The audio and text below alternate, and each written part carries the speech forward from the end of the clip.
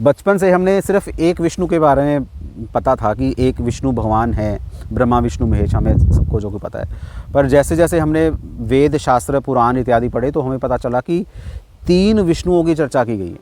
पहले विष्णु हैं कारणोदकशायी विष्णु, दूसरे हैं गर्भोदकशायी विष्णु और तीसरे हैं क्षीरोदकशायी विष्णु। तो सबसे पहले मैं बात करता हूँ क्षीरोदकशायी विष्णु की। अब क्षीरोदकशायी विष्णु मैंने क्या बताया था कि हमारे हृदय में जो परमात्मा रहते हैं वो क्षीरोदकशायी विष्णु ही हैं।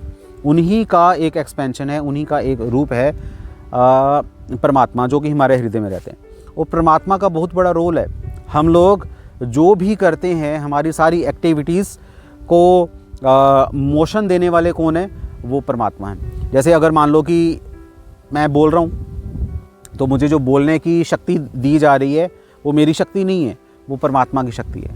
आप लोग जो देख रहे हो या जो सुन रहे हो, आपको दिखाई दे रहा है, आपको सुनाई दे रहा है, पर सुनने के बाद जो समझ आ रहा है, उस समझने की शक्ति कहाँ से आ रही है?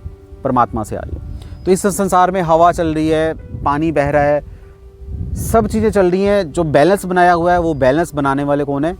परमात्मा। क्षीरोदकशायी विष्णु का ही जो रूप है, उन्हीं से वजह से ये सारा संसार चलायमान होता है। और दूसरे हैं गर्भोदकशायी विष्णु। इनका रोल क्या है? एक जो यूनिवर्स है, यूनिवर्स के अंदर पूरा का पूरा जो सिस्टम बना के रखा हुआ है, जैसे ब्रह्मा जी हैं, 14 प्लानिटरी सिस्टम है, हमारा जो भूलोक है, भू के ऊपर स्वर्ग लोक है, नीचे नरक लोक हैं, पताल लोक हैं, टोटल 14 लोक हैं। कैसे है 14 लोक?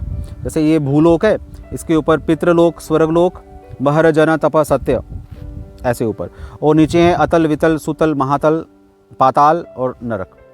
तो 6 ऊपर हैं, 7 नीचे हैं, टोटल 14। तो इन 14 प्लैनेटरी सिस्टम को कंट्रोल करने वाले कौन है? गर्भोदकशायी विष्णु। और जब भगवान अवतार लेते हैं तो गर्भोदकशायी विष्णु के माध्यम से ही अवतार लेते हैं।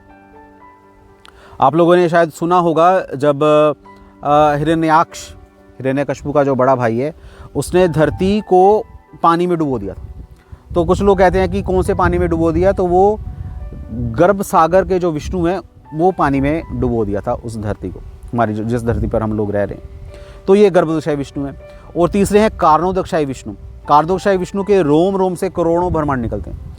तो गर्भोदकशायी विष्णु तो एक ब्रह्म के कंट्रोलिंग डीटी है, पर जो कारणोदकशायी विष्णु हैं वो करोड़ों ब्रह्मांडों के कंट्रोलिंग डीटीज हैं। जब महाप्रलय आती है, जब ब्रह्मा जी की मृत्यु हो जाती है, ब्रह्मा जी की मृत्यु अगर आप भगवद गीता पढ़ोगे तो उसमें श्रील प्रभुपाद अपने तात्पर्य में लिख रहे हैं कि ब्रह्मा जी की आयु 100 साल की आयु, और वो 100 साल क्या है? जैसे हमारे जो 4 युग हैं, कलयुग, द्वापर, त्रेता, सतयुग, तो कलयुग की आयु है 4,32,000 साल। इसको डबल करोगे द्वापर की आयु आएगी, द्वापर को डबल करोगे तो त्रेता की, उसको डबल करोगे सतयुग की। तो ये 4 युगों को मिलाओगे तो ये इसको एक दिव्य युग कहा जाता है, 4 युगों का एक साइकिल। तो ऐसे टोटल अगर 71 टाइम्स 71 बार ये साइकिल घूमेगा तो वो आयु बनती है एक मनु की। तो ऐसे टोटल 14 मनु है, 14 मनुओं की आयु हो गई। तो 14 मनु इक्वल टू ब्रह्मा जी के 12 घंटे। ब्रह्मा जी के 12 घंटे का दिन है और 12 घंटे की रात है। तो इस तरीके से ब्रह्मा जी की आयु 100 वर्ष की आयु।